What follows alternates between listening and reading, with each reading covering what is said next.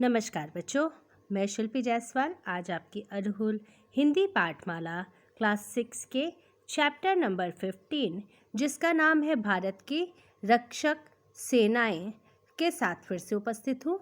बच्चों, आज हमारा पाठ का टॉपिक जो है, हमारा जो चैप्टर का टॉपिक है भारत के रक्षक सेनाओं के ऊपर है, यानी हमारे भारत की जो सीमा पर रक्षा करते हैं उन पर आधारित ये पाठ है। ठीक है, यहाँ हमारे भारतवर्ष में कितनी प्रकार की सेनाएं हैं वो हम इस पाठ के अंतर्गत पढ़ेंगे।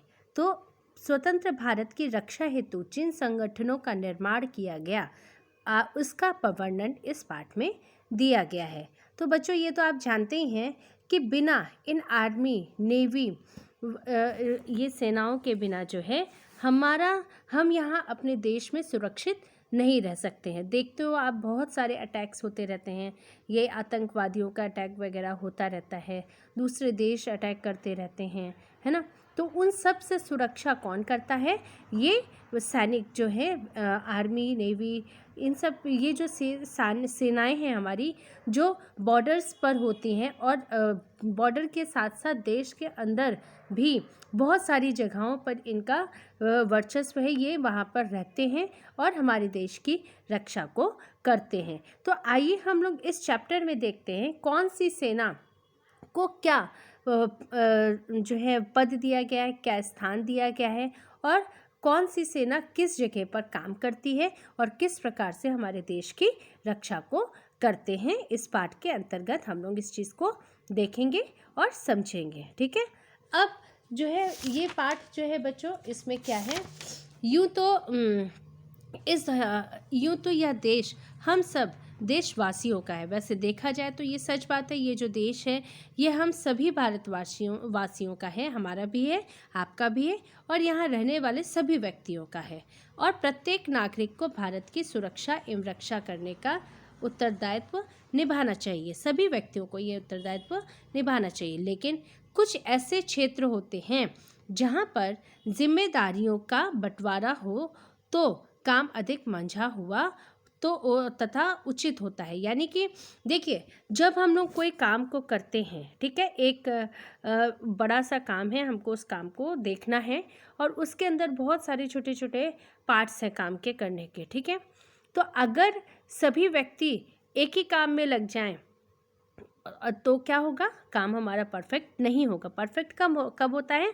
अब जैसे कि हम अपने काम को अलग अलग, उसका जो अलग अलग एरिया है, एक काम का कई पार्ट होते हैं, तो हर एक पार्ट में लोगों को डिवाइड कर दें कि 10 काम इस जगह के काम को संभालेंगे, 10 लोग इस जगह को संभालेंगे, 10 लोग इस जगह को, मतलब अलग अलग जगह का अलग अलग उत्तरदायित्व दे दिया जाए तो वही काम ईजिली हो जाता है स्टेप बाय स्टेप। अगर काम ना दिया जाए, सिर्फ ऐसे कह दिया जाए ये काम ख़त्म होना है, बिना लोगों को डिवाइड किए, बिना लोगों को एक जिम्मेदारी दिए मन मर्जी काम करना है, तो वहाँ पर काम कभी सही नहीं होता है। तो उसी प्रकार से हमारे भारतवर्ष में सभी की जिम्मेदारी है अपने भारतवर्ष की रक्षा करने का, लेकिन हमारे भारतवर्ष में क्या है, कुछ लोगों को ये जिम्मेदारी बांट दी गई है। ठीक है, उससे क्या होता है, तो काम अधिक मंझा हुआ यानी बहुत अच्छे से हो जाता है तथा उचित तरीके से, सही तरीके से हो जाता है। इसलिए ही भारत की आंतरिक एवं बाह्य सुरक्षा संभालने के लिए भारतीय सशस्त्र सेनाओं का निर्माण किया गया। यानी भारत की आंतरिक और बाह्य सुरक्षा के लिए भारतीय सशस्त्र सेनाओं का निर्माण किया गया। सशस्त्र मतलब सेना, शस्त्रों के साथ, यानी गोली बंदूक बारूद के साथ सेनाओं का निर्माण किया गया। निहत्थे तो लड़ नहीं सकते हैं, इसलिए उनको ये सारे औजार, ये सारे चीज़ें उनको अवेलेबल कराई जाती है ताकि वो ईजिली हमारे देश की सुरक्षा कर सके। भारतीय सशस्त्र सेनाओं की जिम्मेदारी भारत के प्रत्येक भाग की रक्षा करना है। भारत 3 सशस्त्र सेनाएं, भारत की 3 सेनाएं हैं।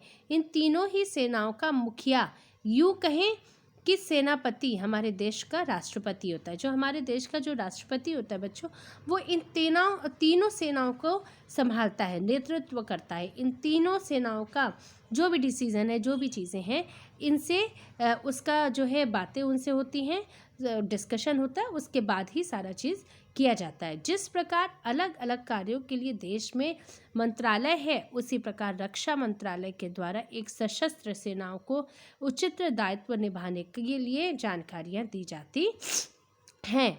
ठीक है। अब भारतीय सशस्त्र सेना 3 भागों में विभाजित है। वो कौन कौन से भाग हैं वो हम लोग देखते हैं। थल सेना इंडियन आर्मी, ठीक है। जल सेना जल या नौ सेना इंडियन नेवी, वायुसेना इंडियन एयर फोर्स। ये 3 सेनाएं हमारे यहाँ काम करती हैं, यानी थल सेना यानी जमीन पर, जल सेना यानी समुद्र में, और वायुसेना यानी हवा में। तो ये तीनों जगह से हमारे भारतवर्ष की रक्षा करते हैं। भारतीय सेना इन तीनों जगह से हमारी सेना का जो है भारत की रक्षा करते हैं। तो इनको 3 अलग अलग परमानेंटली अलग अलग जगह दे दी गई, ये उसी जगह पे काम करते हैं। जैसे थल सेना थल पर करेंगे ज़मीन में, जल सेना समुद्री एरिया में करेंगे, और वायुसेना हवा में। ठीक है। भारत के राष्ट्रपति इन तीनों ही सेनाओं के कमांडर हैं। भारत के जो राष्ट्रपति होते हैं वो इन तीनों ही सेना के कमांडर हैं। आइए भारतीय सशस्त्र सेनाओं के विषय में जानें। तो आइए हम लोग इन तीनों सेनाओं के बारे में जानते हैं। पहला है थल सेना। ठीक है। भारतीय थल सेना सेना की भूमि आधारशिला शाखा है। थल सेना में सर्वोच्च पद पर राष्ट्रपति के बाद सेना अध्यक्ष होता है। भारतीय थल सेना का उद्भव ईस्ट इंडिया कंपनी से हुआ था। ईस्ट इंडिया कंपनी यानी अंग्रेजों के समय से हुआ था। भारतीय सेना का प्रमुख उद्देश्य देश की सुरक्षा और राष्ट्रवाद की एकता को सुनिश्चित करना है। वास्तव में यह सुरक्षा न केवल देश के बाहरी शत्रुओं से करनी होती है, बल्कि आंतरिक यानी हमारे देश के अंदर की सुरक्षा, विभिन्न राज्यों की सुरक्षा तथा सीमा पर शांति बनाए रखना भी अनिवार्य है। यदि देश पर कभी भी कोई बाहरी खतरा या प्राकृतिक आपदा आ जाती है तो उस परिस्थिति में सेना की सजगता और बढ़ जाती है। तब सेना को मानवीय बचाव अभियान भी चलाने पड़ते हैं, जैसे ऑपरेशन सूर्य, आशा इत्यादि। जब कभी देश के भीतर कोई समस्या नियंत्रण से बाहर हो जाती है तो सरकार सेना के मदद मांगने का अनुरोध करती है, सेना से मदद मांगती है। ठीक है।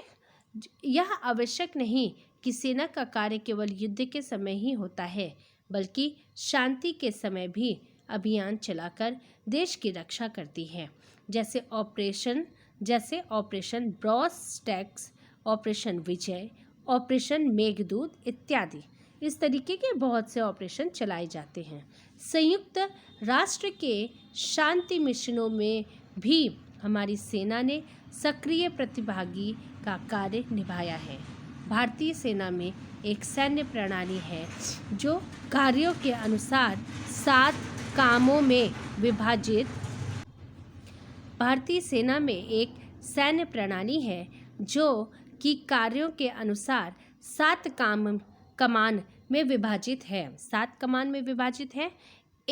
यह एक स्वयंसेवी बल है जिसमें देश की रक्षा कर्मियों का भाग 80% से अधिक है। यह दुनिया की दूसरी बड़ी सेना मानी जाती है। जनरल विपिन रावत थल सेना के अध्यक्ष हैं। हमारे थल सेना के अध्यक्ष कौन है बच्चों? ये ध्यान रखने वाली बात है, ये जीके की जनरल नॉलेज की बात है कि आपको पता होना चाहिए कि हमारे जो थल सेना के जो अध्यक्ष हैं, सेना अध्यक्ष हैं, उनका नाम विपिन रावत है, जो थल सेना के अध्यक्ष हैं। फिर जल सेना, नेक्स्ट आता है जल सेना यानी नौसेना, यानी जल में काम करने वाली सेना। ठीक है। तो अब देखो, भारतीय नौसेना विश्व की 5वीं बड़ी नौसेना है। भारतीय नौसेना विश्व की 5वीं बड़ी नौसेना है, जो कि भारतीय सुरक्षा की जिम्मेदारी के साथ साथ विश्व के अन्य प्रमुख मित्र देशों के साथ भी सैन्य अभ्यास में शामिल होते हैं। ठीक है। नौसेना की स्थापना आज से लगभग 405 वर्ष पहले 1612 में हुई थी। 405 साल पहले, वर्ष पहले 1612 ईस्वी में हुई थी। पिछले कुछ सालों से आधुनिकीकरण यानी नवीकरण, आधुनिक मतलब नया, तो नवीकरण के अनेक प्रयास से यह विश्व की सबसे बड़ी शक्ति बनने में भारत की इच्छा को पूर्ण करने के लिए प्रयासरत है। यानी हमारी जो भारत की थल सेना है, ये जो है विश्व की सबसे बड़ी शक्ति बनने की भारत की इच्छा को पूर्ण करने के लिए प्रयासरत है, काम कर रही है इस पर। ठीक है। 1613 में भारतीय नौसेना ईस्ट इंडिया कंपनी की युद्धकारिणी सेना के रूप में इंडियन मैरिन के रूप में संगठित की गई। ठीक है। 1685 में इसे बम्बई मैरिन नाम दिया गया। फिर 8 सितंबर 1934 में इस भारतीय नौसेना के रूप में इसे उजागर किया गया। द्वितीय विश्व युद्ध के समय नौसेना के दायरे को बढ़ाया गया। सेकेंड जब वर्ल्ड वॉर हुआ था उस समय क्या किया गया था, इसके जो दायरे हैं उसको और बढ़ा दिया गया, मतलब इसके अंदर जितने इनका जो बाउंडेशन था उसको और बढ़ा दिया गया और सैनिकों की संख्या बढ़ाकर 30,000 हो गई। सैनिकों की संख्या भी बढ़ा दी गई और इनकी सैनिकों की संख्या क्या हो गई, 30,000 हो गई। यद्यपि स्वतंत्रता प्राप्ति के समय नौसेना नाम मात्र की थी। जब हमारा देश जो है आज़ाद हुआ था तब नौसेना नाम मात्र के लिए था, बहुत ज़्यादा इसमें लोग नहीं थे, सैनिक नहीं थे, क्योंकि विभाजन के कारण इसका अधिकतर भाग पाकिस्तान में चला गया था। डिवाइड जब हुआ था हमारा भारत पाकिस्तान, तो अधिकतर भाग कहाँ चला गया था, पाकिस्तान में। लेकिन भारत सरकार ने तुरंत ही सेना के विस्तार का कार्य शुरू किया और जैसे ही पाकिस्तान का विभाजन हुआ तुरंत भारत ने इसका विस्तार मतलब इसको बढ़ाने का काम शुरू कर दिया। भारत सरकार ने ग्रेट ब्रिटेन से जो है 7,030 टन का क्रूज़र दिल्ली खरीदा। ठीक है। फिर दिल्ली खरीदा, इसके बाद राजपूत, फिर राणा, फिर गोदावरी, फिर गंगा, फिर गोमती इत्यादि क्रूज़र खरीदे। विक्रांत नौसेना का ध्वजपोत है। ठीक है। अब तो छोटे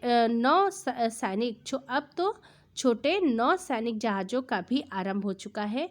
अब तक 3 सागरमुख प्रतिरक्षा नौकाएं अजय, अक्षय और अभय तैयार हो चुके हैं। भारत में नौसेना के प्रशिक्षण संस्थान 3 मुख्य स्थानों कोचीन, लोनावला तथा जामनगर में है। ठीक है। जामनगर में है, जामनगर आपके गुजरात में है। प्रतिवर्ष 4 दिसंबर को नौसेना दिवस मनाया जाता है। INS अरिहंत भारत की नाभिकीय ऊर्जा पनडुब्बी है और एडमिरल सुनील लांबा नौसेना के सेना अध्यक्ष हैं। ठीक है। अब हम लोग आते हैं तीसरी हमारी सेना, वायुसेना में। यहाँ पर क्या है बच्चों, किसी भी देश की वायु सुरक्षा या वायु चौकसी के लिए एक सैन्य संगठन शाखा होती है। सभी देशों में होती है। ये तीनों जो सेना है ये सभी देशों में होती है। तो यानी कि किसी भी देश की वायु सुरक्षा या वायु चौकसी के लिए एक सैन्य संगठन शाखा होती है। आवश्यकता पड़ने पर इस सेना को वायु युद्ध भी करना पड़ता है। थल सेना नौसेना से अभिन्न इस वायु सेना की रचना होती है। भारतीय वायुसेना अपना कर्तव्य पालन करने के लिए वायु को नियंत्रण करती है। इस वायु नियंत्रण में अनेक घटक सम्मिलित होते हैं बच्चों, जैसे दुश्मन सेना के लड़ाकू विमानों को नष्ट करना। दुश्मन सेना के जो लड़ाकू विमान हैं अगर हमारे देश में आ जाते हैं, सीमा पार करते हैं हमारे देश की, तो उनको नष्ट करते हैं। शत्रु पर बमबारी करना। सेना जो कि सतही सेना है उसे सहायता प्रदान करना। मतलब सतही सेना यानी सतह पर है, जमीन पर है, उनको सहायता प्रदान करना, ये वायुसेना की का काम है। हमारी वायुसेना के पास विभिन्न प्रकार के हथियार व विमान होते हैं। किसी भी वायुसेना के बड़े बेड़े में कई प्रकार के लड़ाकू, बम, डोही और टोही, तेल, टैंकर व सैन्य परिवहन विमान होते हैं। ठीक है। अभी जैसे कि आपने देखा था लॉकडाउन के बाद जो है हमारे भारतवर्ष में आई है ना, वायुसेना आई है, ये हेलीकॉप्टर रखा गया। ठीक है। भारतीय वायुसेना की स्थापना 8 अक्टूबर 1932 को की गई थी। 8 अक्टूबर 1932 को की गई थी। प्रतिवर्ष 8 अक्टूबर को वायुसेना दिवस मनाया जाता है। भारतीय वायुसेना द्वारा उड़ाए जाने वाला पहला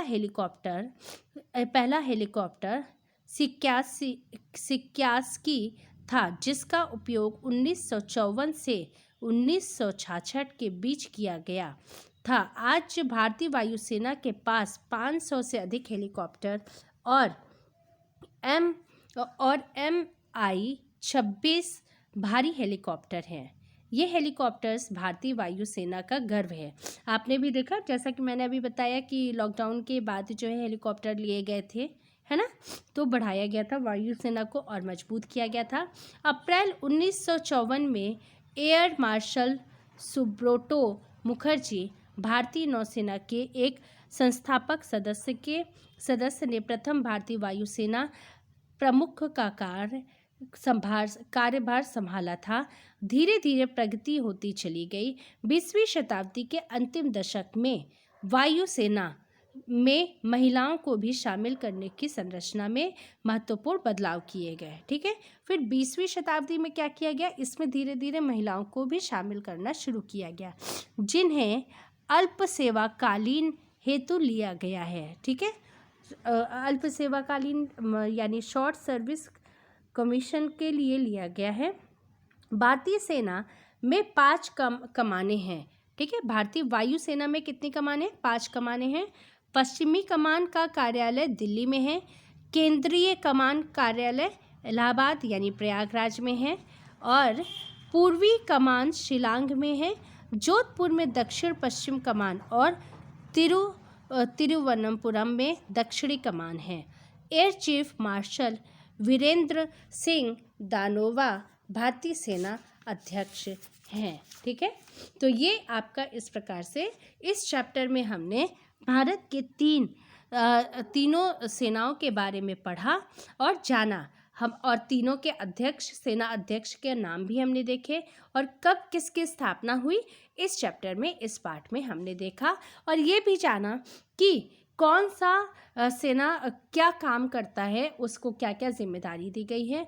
जैसे कि थल सेना पृथ्वी हमारी जो है जमीनी कार्रवाई को देखती है और वायुसेना वायु में कार्रवाई देखती है और जल सेना जल की कार्रवाई को देखती है। और इन सभी को मिलाकर, इन सभी के संगठन से ही, इन सभी के एकत्रित व्यवहार से ही, एकत्र होने से ही हमारे भारत देश की रक्षा होती है, क्योंकि एक सिंगल चीज़ से रक्षा नहीं हो सकती।